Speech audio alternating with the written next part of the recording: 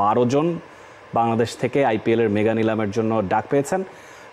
ভিত্তিমূল্য কি হয়েছে সেটা নিয়ে আমরা আলোচনায় যাব না, কিন্তু যে 12টা নাম আছে সেটা যদি আমরা একবার দেখে নিতে চাই, সাকিব আল হাসান, মুস্তাফিজুর রহমান, লিটন দাস, এই 3টা নাম আইপিএলের সঙ্গে পরিচিত। 3জনই আইপিএলে খেলেছেন। লিটন দাস হয়তো মাত্র একটা ম্যাচে খেলেছেন, কিন্তু আইপিএলের সঙ্গে তার সময় কাটানোর অভিজ্ঞতা আছে। রিশাদ হোসেন, যাকে নিয়ে অনেক আলোচনা হচ্ছিল, ফ্র্যাঞ্চাইজি ক্রিকেটে সারা দুনিয়া জুড়ে তিনি অলরেডি ডাক পেতে শুরু করেছেন। তাসকিন আহমেদ, শরীফুল ইসলাম, তাওহিদ হৃদয় টি-20-র জন্য বাংলাদেশের একজন ভবিষ্যৎ। মেহেদী হাসান মিরাজ, সম্প্রতি দারুণ ছন্দে তিনি আছেন। তানজিম হাসান সাকিব, শেখ মেহেদী হাসান, নাহিদ রানা, গতির ঝড় তিনি ইদানিং তুলছেন। হাসান মাহমুদের নামটাও সেখানে আছে। 12 জনের মধ্যে আপনাকে যদি বলা হয় যে বেছে নিতে কারা আসলে এখানে আইপিএল খেলার জন্য কেপেবল। একটা সময় আমি খুব আক্ষেপ করতাম যে বাংলাদেশ থেকে কেন আরও বেশি প্লেয়ার আইপিএলে যায় না। বেশ কিছু সিজনে আমরা দেখেছি তামিম যখন দারুণ ছন্দে ছিলেন, তামিম ইকবাল, তখনও তিনি আসলে সেভাবে করে ডাক পাননি বা খানিকটা অবহেলিতই হয়েছেন। দলে হয়তো ডাক পেয়েছিলেন, তারপর খেলার সুযোগ তার হয়নি মুম্বাই ইন্ডিয়ান্সের হয়ে।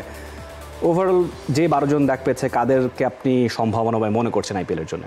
সবার প্রথমে মুস্তাফিজের নামটাই আসবে, কারণ লাস্ট আইপিএলে একমাত্র বাংলাদেশ হিসেবে তিনিই ছিলেন এবং পারফরম্যান্সও 14টা উইকেট নিয়েছিলেন। এক্স্যাক্টলি 9 ম্যাচে 14টা উইকেট। চেন্নাইয়ের জন্য পুরো সিজন, পুরো মৌসুম থাকতে পারেনি, যতটুকু সময় থেকেছিলেন ইফেক্টিভ ছিলেন এবং চেন্নাই তো বুঝে শুনেই তাকে নিয়েছিল যে এবং গত মৌসুমে চেন্নাইয়ের ম্যাক্সিমাম খেলা কিন্তু চিপকেই ছিল, যার কারণে মুস্তাফিজের উইকেটটা মুস্তাফিজের বোলিংটা তাদের জন্য অনেক বেশি ফলপ্রসূ হয়েছিল এবং মুস্তাফিজ দারুণ করেছেন। সেটা বিবেচনায় মুস্তাফিজের অবশ্যই এই মৌসুমে চেন্নাই কিংবা অন্য টিমও হয়তো বা বিবেচনায় রাখবে তাকে।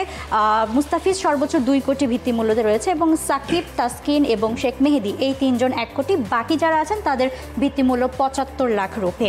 সো এখান থেকে মুস্তাফিজের সম্ভাবনাটা সবচেয়ে বেশি। সাকিবেরটা আসলে এখন যে অবস্থা যাচ্ছে আমার মনে হয় না সাকিবের সুযোগ তেমন একটা রয়েছে। মাঠের বাইরে যেই সমালোচনা রয়েছে তার থেকেও বেশি মাঠেও তার পারফরমেন্সটা আসলে কিন্তু এখনো নেই। যদি ওয়েস্ট ইন্ডিজ সিরিজের টি-20তে আমরা তাকে দেখতে পেতাম, তাহলে হয়তো বা যদি আবার সেই কামব্যাকের গল্পটা সাকিব লিখতে পারতেন, সাকিবের একটা সম্ভাবনা আইপিএলের জন্য, আইপিএল নিলামের আগে অবশ্যই এটা একটা ইফেক্ট ফেলতো। আর সেই সাথে রিশাদের কথা, আসলে গত মৌসুমে অনেক বাংলাদেশি, যেমন তাসকিনকেও আমরা দেখেছি যে তাসকিনের জন্য তো অনেক ফ্র্যাঞ্চাইজি অনেকবার আগ্রহ জাগিয়েছে, কিন্তু শেষ পর্যন্ত আসলে খেলাটা হয়নি তাসকিনের বিভিন্ন কারণে। কিন্তু এবার যদি তাসকিনের নাম বলা হয়, আমার তাসকিন কিন্তু ইদানিং টেস্ট ফর্মেটেই বেশি খেলছেন। সো তাসকিনকেও আসলে কতটা ফ্র্যাঞ্চাইজিগুলো বিবেচনা করবে।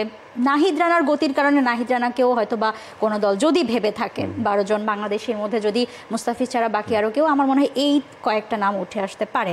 Right, Nahid Rana might be the dark horse from Bangladesh in the IPL, কারণ নাহিদ রানার যে বোলিং ক্যাপাবিলিটি সেটা আমরা সম্প্রতি আরও শানিত হতে দেখেছি। শুরুর দিকে শুধু তার অনেকে বলছিল যে শুধু গতি আছে, কিন্তু সবশেষ আফগানিস্তান সিরিজ যদি আপনি খেয়াল করেন, শারজার যে উইকেটটা খেলা হয়েছে, তিনি যেভাবে বল করেছেন, ইন্ডিয়াতে কিন্তু শারজার মতো উইকেট বেশ কটাই আছে আইপিএলে যেগুলো খেলা হয়। আপনি চিপকের কথা বলছেন, এরকম বেশ কিছু উইকেট আছে, স্লো উইকেট। সেখানে হয়তো নাহিদ রানায় যদি স্লো উইকেটে ইফেক্টিভ হন, তাহলে নিশ্চয়ই ফ্ল্যাট উইকেটে বা অন্য জায়গায় আরও তিনি ভালো করতে পারবেন। নাহিদ রানার গতি, আমরা গত আইপিএলে মায়াঙ্ক ইয়াদবের বোলিং দেখেছিলাম, 156 কিলোমিটার পার আওয়ার তিনি বল করেছিলেন। নাহিদ রানা 150+ পার আওয়ার গতিতে রেগুলার বেসিসে বল করতে পারেন, সেটা বাংলাদেশের জন্য অবশ্যই চমৎকার একটা ব্যাপার। এবং সব কিছু মিলিয়ে আইপিএলে বাংলাদেশের প্লেয়ারদের পদচারণা আরও বাড়ুক, সেটা দর্শকদের চাওয়া থাকে এবং আমার মনে হয় আইপিএল অথরিটিও সেই ব্যাপারটা জানে যে বাংলাদেশের প্লেয়াররা থাকলে তাদের টিআরপিটা একটু বাড়ে, আমরা সবাই আইপিএলটা একটু বেশি দেখি। তো হয়তো আমি মনে করি এবারে আমার মনে হয় যে অন্য আগের বারের চেয়ে আমাদের বেশ কিছু প্লেয়ার বেশি আছে। আমরা আগের বারও হয়তো অনেকবারই আফিফের নাম দেখেছি বা ঘুরে ফিরে শেখ মেহেদী বলুন, মেহেদী মিরাজ বলুন, তাদের কথা আমরা অনেকবার শুনেছি। তাসকিনের কথা আপনি বলছিলেন, তিনি খানিকটা আনলাকি, আইপিএলে ডাক পেয়েও আসলে তিনি সুযোগ পাননি। শরীফুল ইসলাম, তার সঙ্গেও লাখনৌয়ের একটা প্রাথমিক কথা হয়েছিল। এবারে হয়তোবা খানিকটা ব্যতিক্রমী চিত্রপট আমরা দেখতে পারি, হয়তোবা বেশি প্লেয়ার আমাদের থাকার উচিত। জানি না আইপিএল অথরিটি বা টিমগুলো কীভাবে ভাবছে। দেখুন, এখানে আসলে একটা বিষয় আমার কিছুটা দুঃখজনক লাগে। আইপিএল আমরা দেখি কি ব্যাটারদের খেলাই হয়ে যায় মূলত, লাস্ট 2 সিজন ধরে তো সেটা আসলে এখানে রোল প্লে করছে আসলে। এক্স্যাক্টলি। সো বাংলাদেশ থেকে আমরা কোনো আসলে ব্যাটারকে আশা করতে পারছি না। একমাত্র নামটা তাওহিদ হৃদয়ের হতে পারতো, কিন্তু তাওহিদ হৃদয়ের আসলে অন এন্ড অফ ফর্মের কারণে মনে হয় না আসলে। সো যে 3-4টা নাম উঠে এসেছে আমাদের আলোচনায়, সেইগুলোই হয়তো বা সম্ভাবনা রয়েছে আইপিএল 2025-এ দেখার। জেদ্দাতে কিন্তু হতে যাচ্ছে অকশন এবং সেই মেগা অকশনে দেখা যাক বাংলাদেশের ভাগ্যে কি থাকে। And click on the bell icon.